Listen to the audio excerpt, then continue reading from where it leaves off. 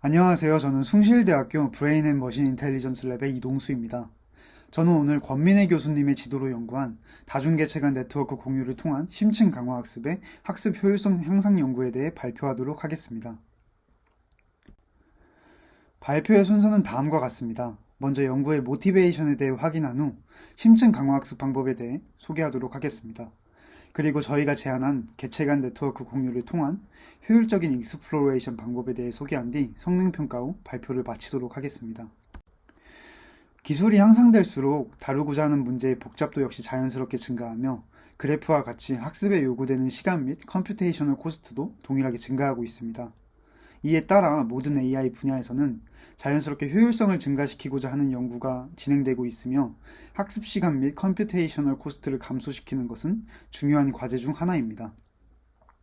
본 연구에서 저희는 강화학습 분야의 학습 시간 감소를 목표로 하고 있으며 구체적으로 강화학습에 필요한 익스플로레이션 과정에서의 효율성 증가를 목적으로 연구를 진행하였습니다. 강화학습은 기계학습 방법 중 하나로 행동심리학에서 영감을 받은 학습 방법입니다.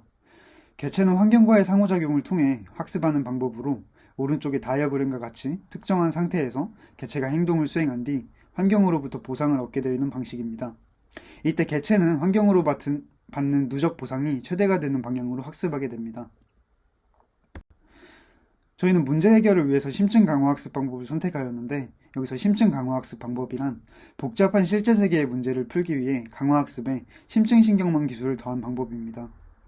실제 세계의 문제란 연속적인 상태 및 행동 공간을 갖고 시간 연속적인 의사결정을 수행해야 하며 부분적인 관측만이 가능한 문제를 의미합니다. 여기서 개체는 상태를 관측한 뒤 관측값을 통해 행동 수행을 위한 정책을 학습하게 됩니다. 모든 강화학습 문제는 마르코프 디시전 프로세서로 정의될 수 있으며 이를 MDP라고 할 수 있습니다. 가장 기본적인 MDP는 개체가 모든 환경의 상태를 완벽하게 관측 가능하다는 가정을 가지고 있습니다. 하지만 대부분의 실제 문제들에서 이러한 가정은 성립하지 않기 때문에 이러한 경우 저희는 Partially Observable MDP로 문제를 정의할 수 있습니다. 폼DP의 경우 다음과 같은 튜플 형태로 정의될 수 있는데 각각의 의미는 다음과 같습니다. S는 스테이트 스페이스, O는 observation 스페이스, A는 액션 스페이스, R은 reward 펑션, 감마는 temporal discounted factor입니다. 강화학습에서 중요하게 연구되는 문제 중 하나는 exploration, exploitation 트레이드오프입니다. 이러한 트레이드오프는 개체가 완전한 정보를 갖지 못한 채로 의사결정을 수행해야 할 때 발생할 수 있습니다. 익스플로레이션은 더 큰 보상을 얻기 위하여 현재 갖지 못한 정보를 얻기 위해 새로운 결정을 내리는 것입니다. 반면 익스플로이테이션은 현재 알고 있는 정보 중 최적의 보상을 얻기 위한 가장 좋은 결정을 수행하는 방법입니다.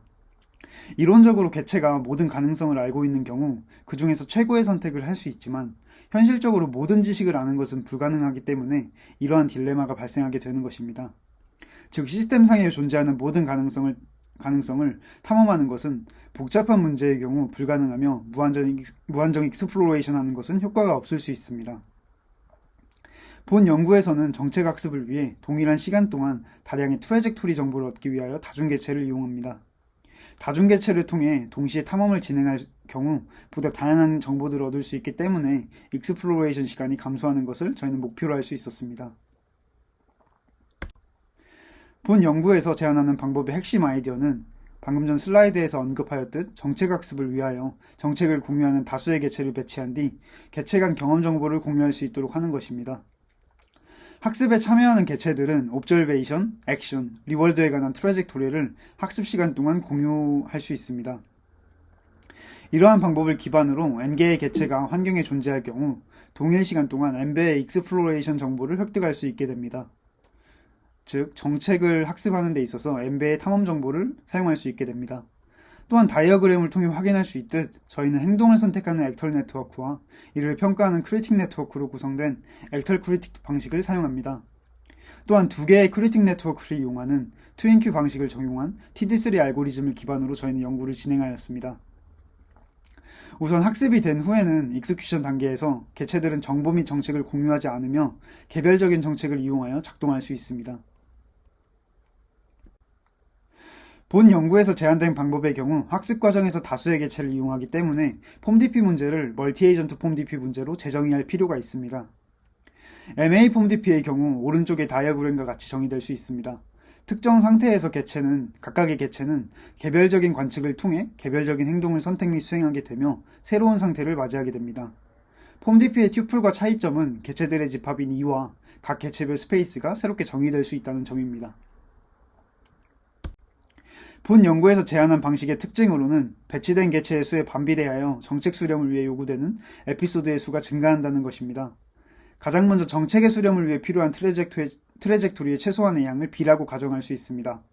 만약 일반적인 강화학습 방식과 같이 단일 개체만을 이용하여 정책을 학습할 경우 트래젝토리의 최소량인 B를 에피소드의 수와 에피소드의 길이로서 정의할 수 있습니다.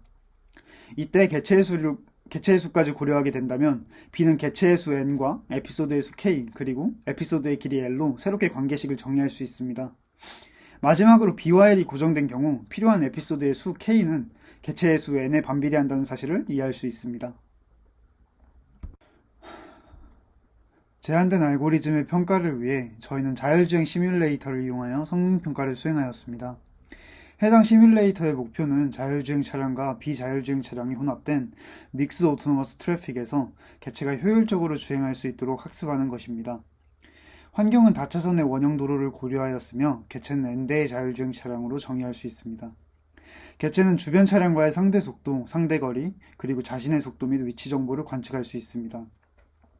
이러한 관측값을 기반으로 차선 변경과 가속도 조절과 같은 행동을 수행하며 개체는 목표 속도에 가깝게 주행할 수 있는 항과 개체와의 상대 거리를 고려하는 안전항, 그리고 의미 없는 차선 변경을 최소화하는 항, 세 가지 보상항을 최대화할 수 있도록 학습됩니다. 먼저 Observe in Property의 실험적 증명입니다. 오른쪽 그림에서 개체의 수가 증가할수록 개체의 학습을 위해 필요한 에피소드의 수가 반비례적으로 감소하는 모습을 확인할 수 있습니다. 즉 저희가 제안한 익스플로레이션을 위해 다중개체를 이용하며 네트워크 및 버퍼를 공유하는 것은 효율적이라고 판단할 수 있습니다. 다음으로 에피소드에 따른 정책학습의 지표가 될 수 있는 보상값의 수렴 곡선 그래프입니다. 본 실험에서 공정한 평가를 위하여 개체수에 따라 동일한 양의 트래젝토리를 경험할 수 있도록 아래 테이블과 같이 익스플로레이션 기간을 설정하였습니다. 선행 결과와 마찬가지로 개체의 수가 증가할수록 더욱 적은 에피소드를 통해서도 수렴하는 모습을 확인할 수 있었습니다. 또한 주목할 만한 부분은 배치된 개체의 수가 증가할 때 불안정한 학습을 보이지 않았으며 수렴 결과 성능은 거의 유사하였습니다. 본 연구에서 저희는 개체의 정책학습을 위해 요구되는 에피소드 및 시간 단축을 이끌어낼 수 있는 다중 개체 간 네트워크 공유를 이용한 익스플로레이션 방법을 제안하였습니다. 결과적으로 본 방법의 경우 저희의 시뮬레이터에서 성능을 유지한 채 학습 시간을 단축시킬 수 있었습니다. 향후 저희가 고려하는 연구는 이러한 알고리즘이 다양한 시뮬레이터 혹은 시나리오에서 적용되었을 때 이와 같은 효과가 동일하게 나타나는지를 확인하는 것입니다. 또한 이와 같은 연구는 다양한 개체의 배치가 가능한 경우에만 사용이 가능하기 때문에 단일 개체만을 학습하는 환경에서 적용 가능한 방법에 대해 연구할 계획입니다. 이상으로 발표를 마치겠습니다. 감사합니다.